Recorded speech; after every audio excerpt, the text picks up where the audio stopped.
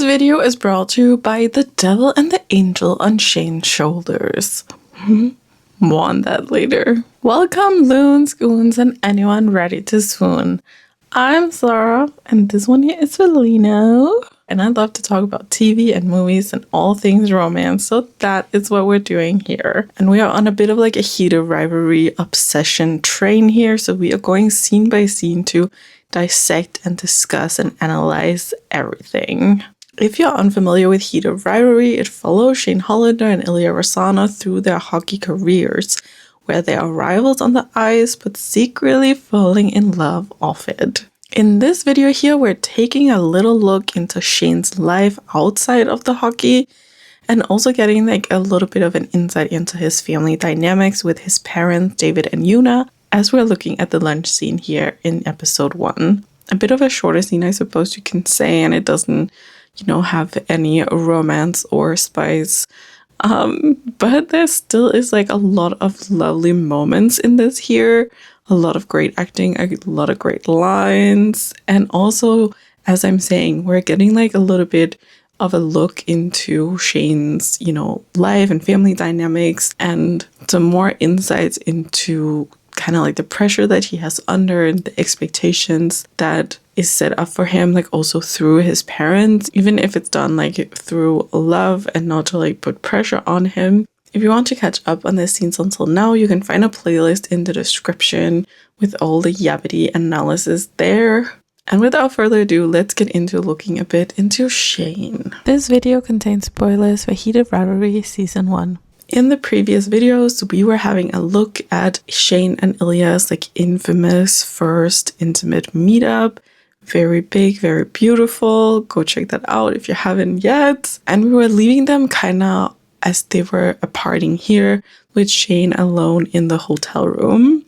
Kind of having this little holy shit freak out moment. Holy shit freak out because of how amazing it was and how he kind of like blew his mind, but also a little bit of a freak out because he doesn't feel like this is what he's supposed to do or who he's supposed to be with, and kind of like the realization of the fear with being outed and so on kind of set in a little bit too here. So we're with Shane here and all these like thoughts mulling around in his brain as we cut ahead about 3 months and into when, the hockey season has actually begun in their rookie season. And we then cut into being with Shane again here, where he is in his house watching a video on his phone. And I really love how we're going from like Shane to Shane. There was like kind of like this title card in between it.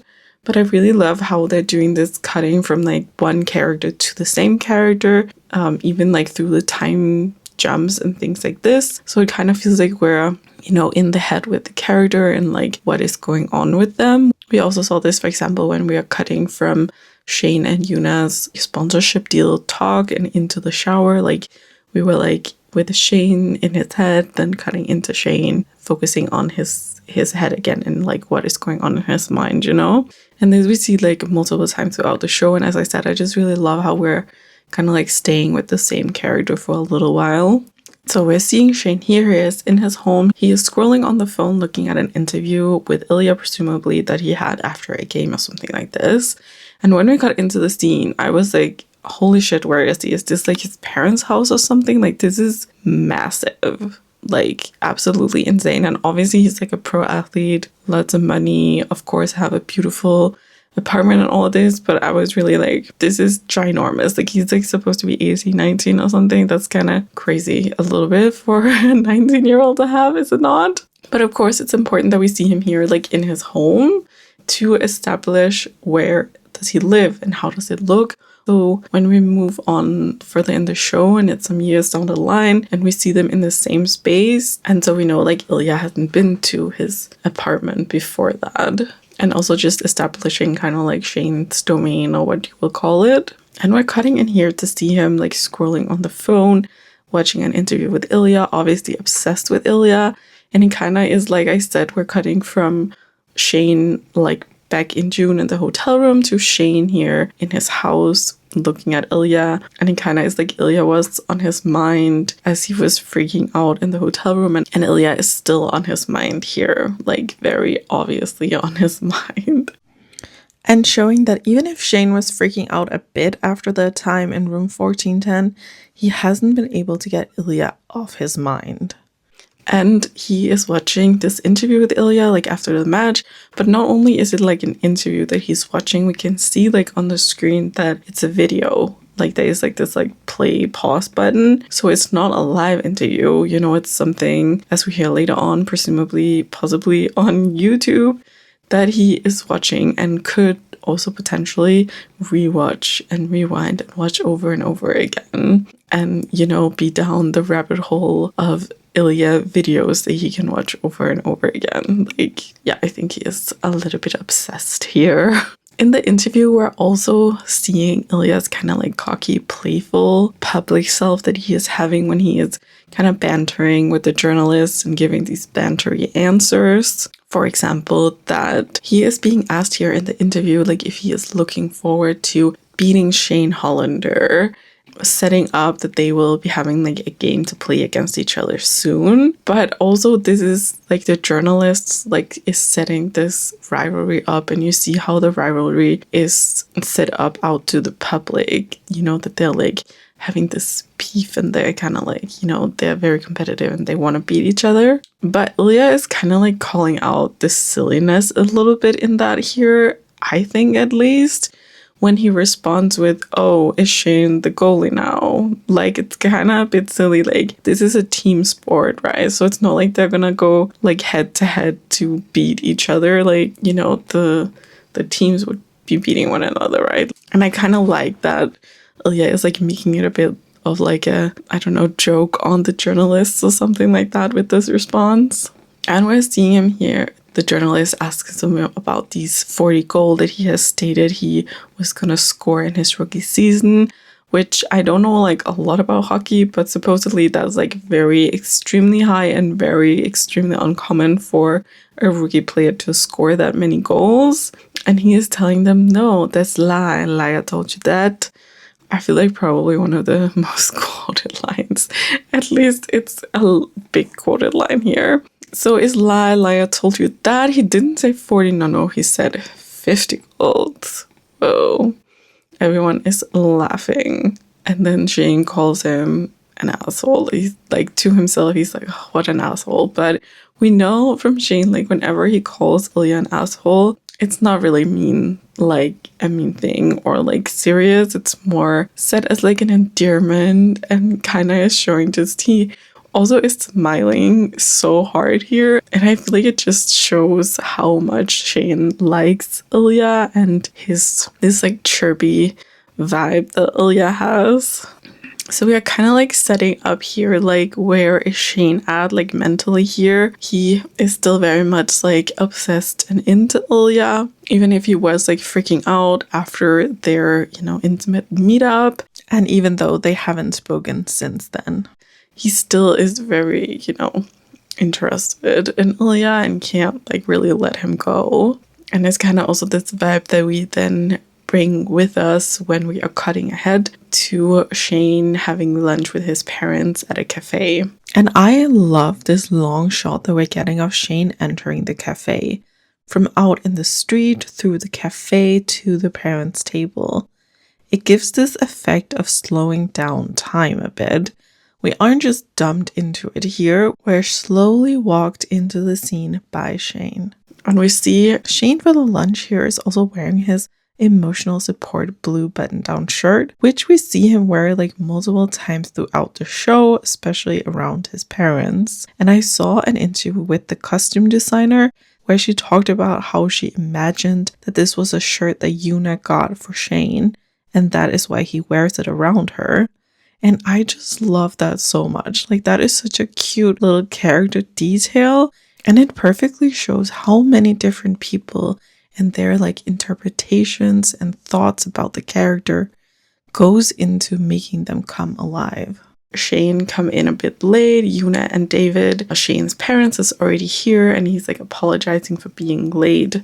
And their responses to this shows like a bit of a difference with the parents and their relationship with Shane, where David is like, oh, it's fine, it was 5 minutes or something. Like, it's not that serious, you know, you shouldn't feel guilty. And Yuna is also like, oh, it's fine, but you're usually on time. Kind of like noticing or commenting on the fact that Shane is doing something like out of the routine, out of like his normal ways. And it's like, what could be the reason for that, you know? The reason is probably Ilya, right? Which we also will get a little bit into later on in the scene, why he was late, or like why we can suspect that he was late.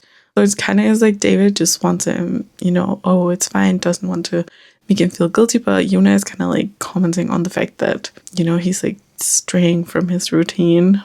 And also this like difference in the parents and how they are interacting with Shane, or what you will call it. It also kind of like hinted at, as I was talking about when we were breaking down the draft scene, and we saw Shane with his parents talking to the manager. Because here we were seeing like Yuna standing next to Shane and like facing the manager, kind of like showing how Yuna is very focused on like the outside world, and how Shane is like presenting himself outwardly and within like the hockey world, where David was kind of like tilted a little to the side and more like looking towards Shane, kind of showing how he is much focused like on Shane and what's going on with Shane.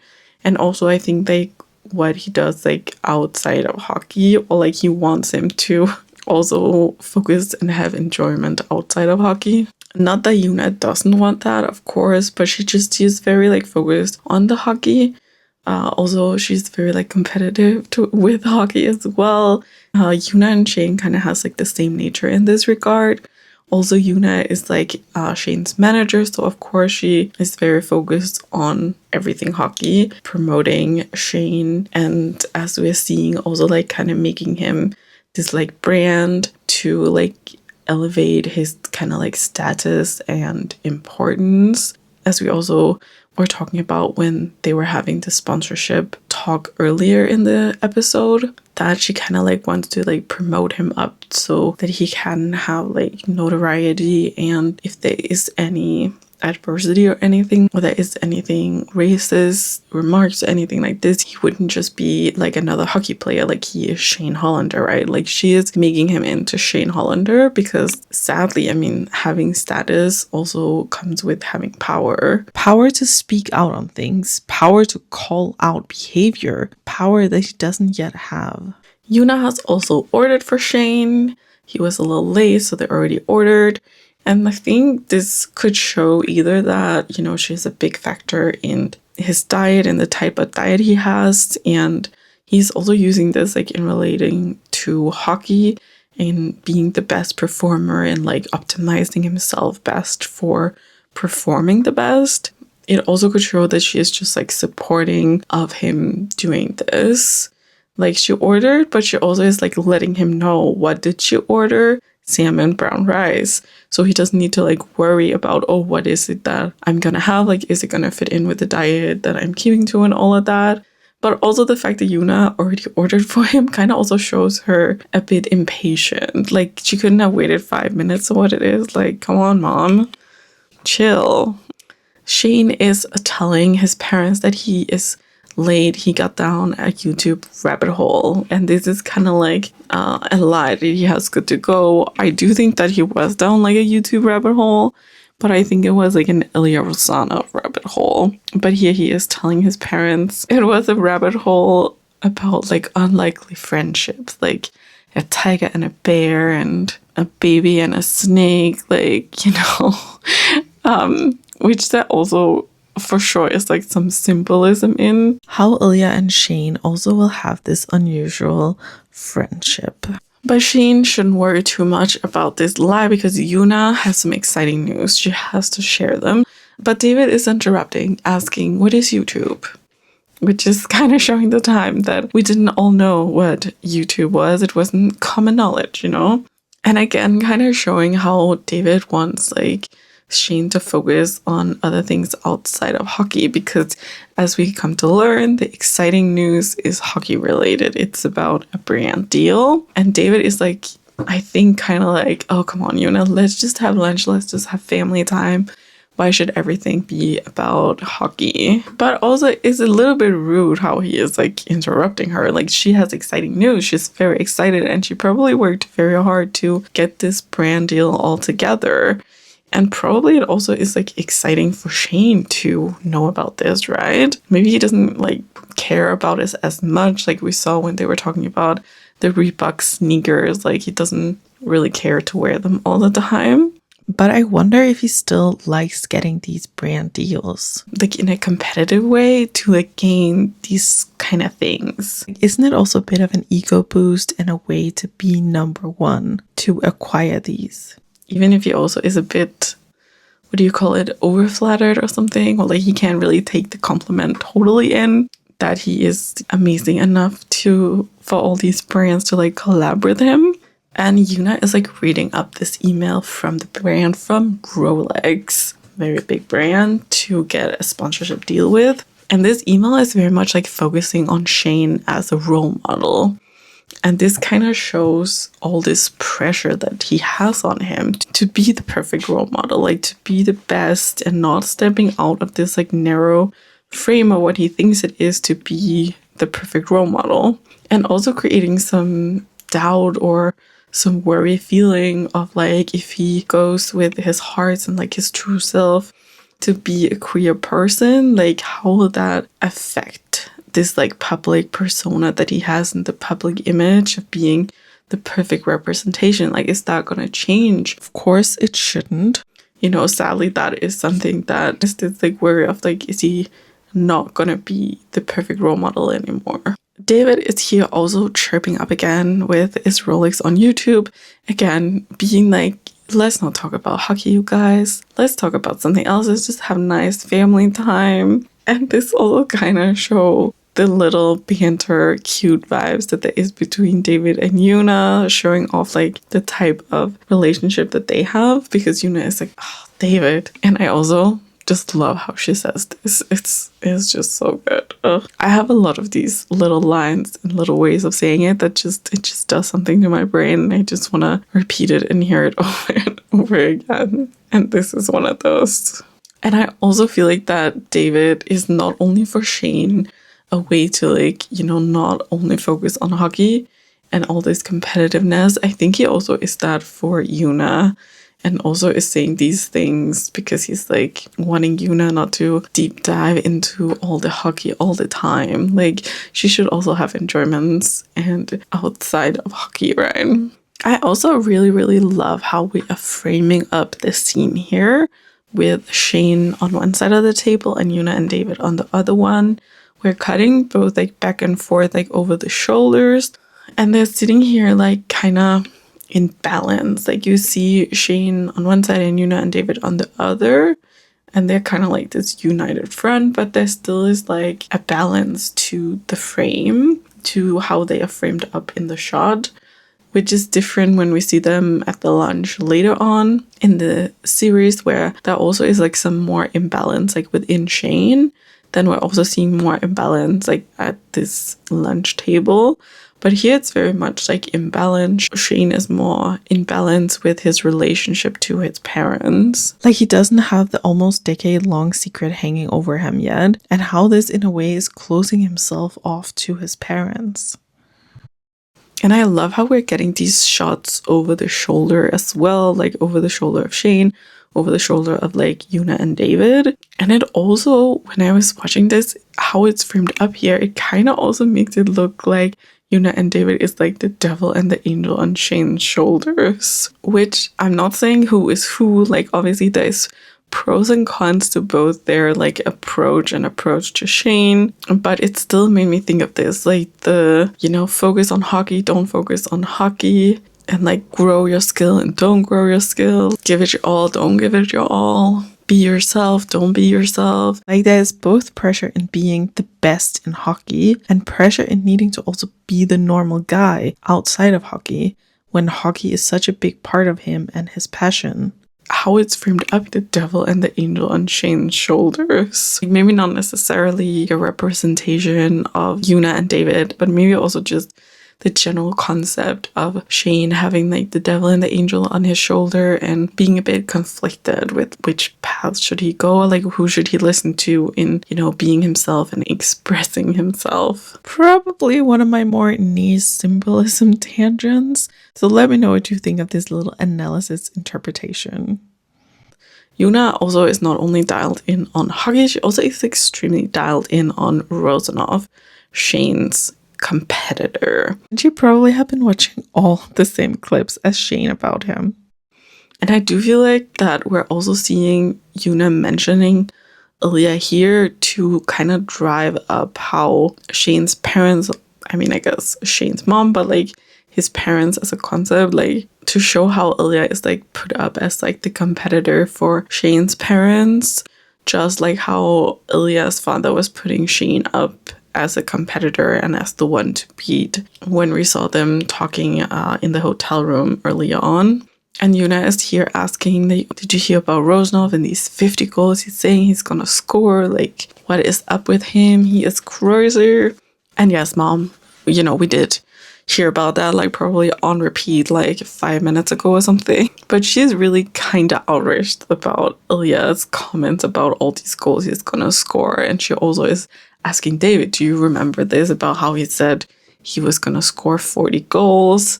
And David says, I remember you saying something about Rozanov turning 40 and I tried to match your level of outrage. Oh my god, I love this line so much. Oh, David for the win, honestly.